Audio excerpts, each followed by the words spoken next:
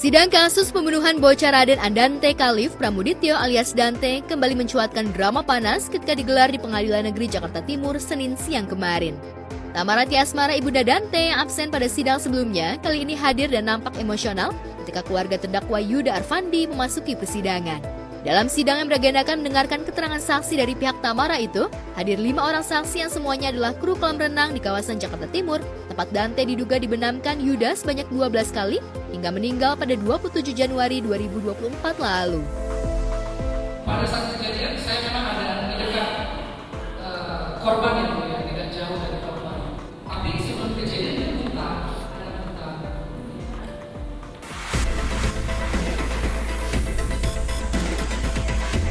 Ya, terjadi debat panas ketika terdakwa Yuda berusaha menyangkal keterangan saksi. Seorang saksi mengaku melihat Dante 2 kali muntah sebelum diam tak bergerak. Posisi dia menarik, dia masih posisi yang sama sih, dan dia berasa muntah, tapi tidak muntah, maksudnya seperti meludah. Oh gitu. Bukan muntah, tapi seperti orang meludah. Karena saya tetap pada dia pada keterangan ada tetap beban.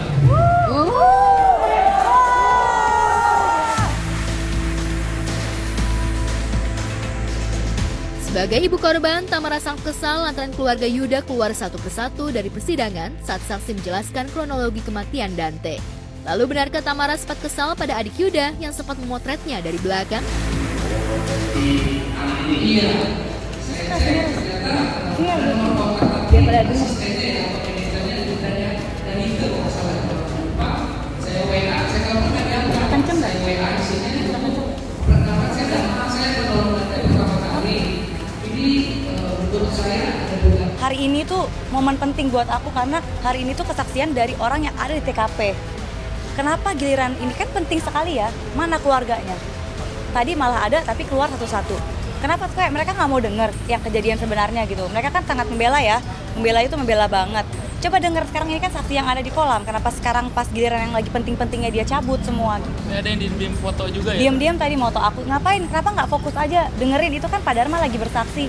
Malah sibuk selfie, moto-motoin aku itu ngapain? Berbeda dengan Tamara, mantan istrinya, Angger Dimas yang hadir di persidangan nampak lebih tenang. Angger berjanji akan mengawal kasus pembunuhan anaknya sampai terdakwa dihukum seadil-adilnya. Namun di persidangan kemarin, Angger yang datang dengan wanita lain mencuri perhatian awak media. Salah satu DJ pria papan atas itu kabarnya move on dan ingin membangun rumah tangga yang baru. Lantas apakah Angger Dimas sempat terpancing oleh sikap terdakwa dan keluarganya yang terkesan meremehkan kematian Dante putranya? Di medsos garang, sekarang lagi momen penting nih saksi TKP nih, nggak mau denger. Berarti kan mereka tidak, gimana ya, mereka nggak mau mengakui kalau emang terdakwa ini salah gitu loh. Aneh, adenya nggak ada, semuanya nggak ada, mamahnya nggak ada, bapaknya nggak ada.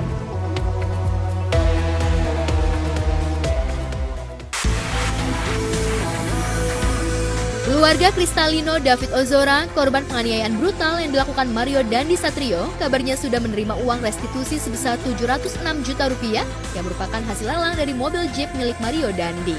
Sebelumnya Pengadilan Negeri Jakarta Selatan mewajibkan Mario Dandi membayar uang restitusi senilai 25 miliar sebagai kompensasi dari kerugian fisik dan psikis serta biaya pengobatan yang dijalani David Ozora. Lantas mengapa hasil lelang mobil Jeep Mario Dandi baru diserahkan di awal Agustus 2024, padahal mobil itu sudah laku sejak 2 bulan lalu? Putusannya ya setelah berkekuatan hukum tetap tidak terlalu lama, lalu jaksa eksekutor langsung melakukan tindakan-tindakan administratif sesuai dengan SOP yang ada.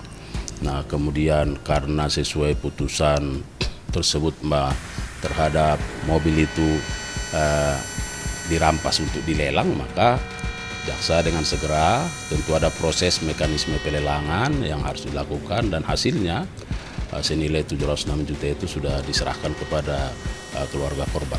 Sempat nggak laku, kemudian dilelang lagi diturunin nggak laku juga, kemudian diturunin lagi dan akhirnya laku senilai 700 sekian juta. Nah setelah laku kebetulan kemarin mau cepat diserahkan kepada keluarga, tapi Mas Jonya berangkat haji sehingga tertunda begitu, kurang lebih sekitar 1-2 bulan tertunda, dan baru setelah pulang dari ibadah haji kemarin baru proses tersebut bisa dilakukan. Sebelumnya, David siap melayangkan gugatan secara perdata ke Pengadilan Negeri Jakarta Selatan lantaran 4 bulan setelah vonis hakim, pihak Mario Dandi tak kunjung membayar uang restitusi. Padahal menurut penelusuran dan data didapat Jonathan Latumahina, ayah David Ozora, Mario Dandi dan Rafael Alun, ayahnya, masih punya aset yang sangat cukup untuk membayar uang restitusi itu. Lantas apakah pembayaran restitusi yang baru dicicil 706 juta adalah itikat baik keluarga Mario Dandi agar pihak David Ozora tidak jadi mengajukan gugatan perdata? Benarkah pihak David Ozora curiga keluarga Mario Dandi mengaku bangkrut demi mendapatkan keringanan biaya restitusi? Dari pihak keluarga pelaku kan awalnya bilang udah nggak punya duit karena semuanya disita oleh KPK karena kebetulan orang tua pelaku juga kena kasus hukum. Nah, tapi berdasarkan putusan pengadilan yang kita ikuti juga melalui media, ada harta-harta dari keluarganya yang dikembalikan berupa rumah, berupa uang dan lain sebagainya. Apakah mereka masih punya itikat untuk membayar restitusi ini atau tidak?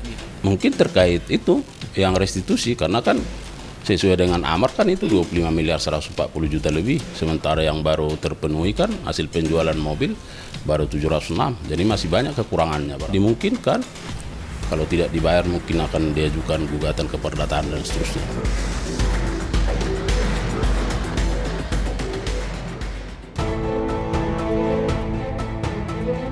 Mantan presenter Kartika Putri kembali bikin heboh warga plus 62. Bukan karena kembali saling sindir dengan Dr. Richard Lee, musuh abadinya, tapi karena tiba-tiba saja mengubah profil Instagramnya.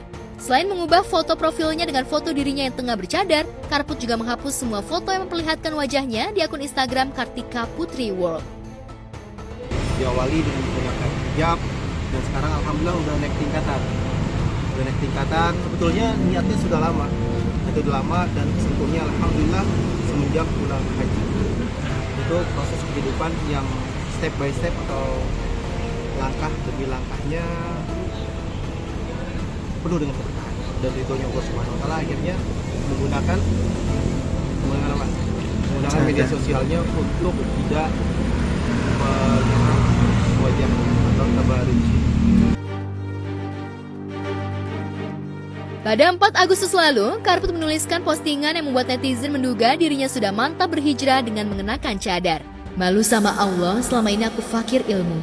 Keras hati akan nasihat dan tidak mengejar ilmu seperti aku mengejar dunia. Alhamdulillah, hari ini Allah masih inginkan aku untuk memperbaiki semuanya.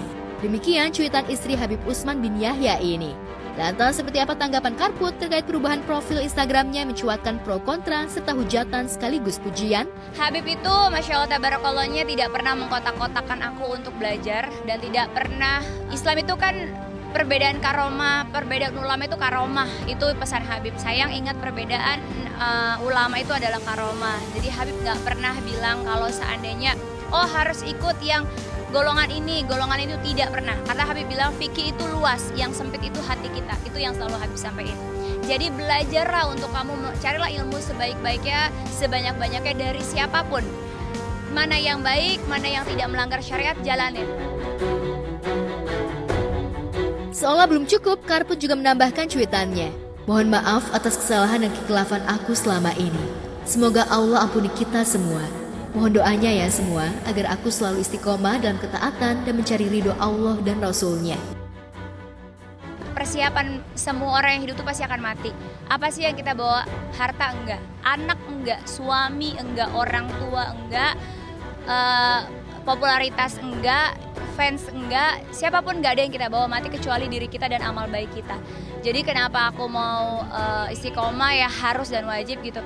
Karena aku tahu sih dunia itu sementara, persiapan apa sih yang harus aku bawa di akhirat.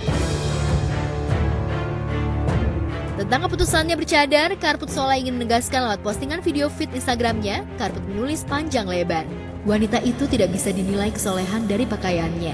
Pakaian yang longgar dan hijab hingga menutup dada tidak menandakan dia memiliki ilmu dan ibadah yang kuat. Tapi itu menandakan kepatuhannya kepada Allah. Karena memang wanita berpakaian diatur oleh agama bukan dunia. Aku masih banyak dosa, aku masih fakir ilmu, maka aku harus lebih tahu diri lagi untuk menjadi manusia yang minimal lebih baik lagi untuk diri aku sendiri dan keluarga aku, dan minimal aku tidak menzolimi diri aku sendiri kelak di akhirat ya Allah.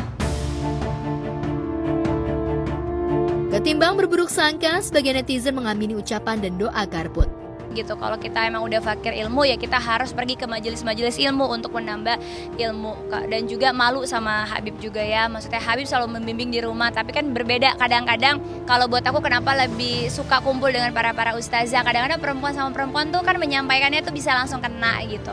Tapi kalau suami sendiri tuh kita kadang-kadang masih suka ngeyel, masih suka manja, masih suka ya ada negosiasi gitu. Makanya kayak Habib sangat meridoi, mengizinkan untuk aku ke majelis ilmu, belajar dengan para ustazah-ustazah yang luar biasa juga, yang benar-benar jelas. Kita doa juga buat pemirsa di rumah, semoga hijrah yang dilakukan atau dijalani oleh Putri